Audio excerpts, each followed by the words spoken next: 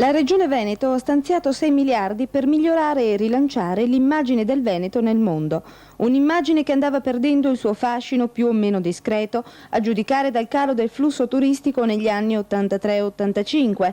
In quegli anni, infatti, gli stranieri avevano dimostrato di preferire altre spiagge o altre montagne rispetto a quelle offerte da casa nostra. Naturalmente la cosa non piacque all'assessore Panozzo, responsabile del turismo in regione. Così si cercò di correre ai ripari, migliorare il look, come si suol dire, o meglio l'immagine della nostra terra presso i danarosi clienti europei ed extraeuropei. Lo sforzo compiuto, assicura l'assessore, ha dato buoni risultati.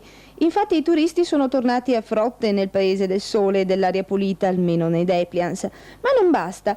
Una ciliegia tira l'altra, così Panozzo ha deciso di far lievitare ulteriormente il turismo per il prossimo triennio 88-90. Come? Intanto investendo una consistente fetta del bilancio regionale, 6 miliardi, che saranno spesi non soltanto per una pubblicità mirata tipo tour operators, ma puntando soprattutto sul grosso pubblico, la cosiddetta opinione pubblica.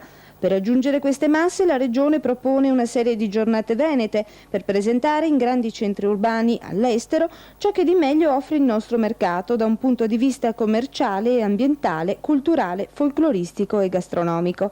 Verrà a tale scopo acquistato un camper che funzionerà come ufficio mobile di informazioni turistiche per l'Italia e l'estero. Sarebbe troppo lungo elencare le iniziative particolari che rientreranno nel budget regionale. Vanno dalla partecipazione a borse e fiere internazionali al contenimento dei costi del traffico aereo, al sostegno a manifestazioni in centri storici ed artistici nel Veneto.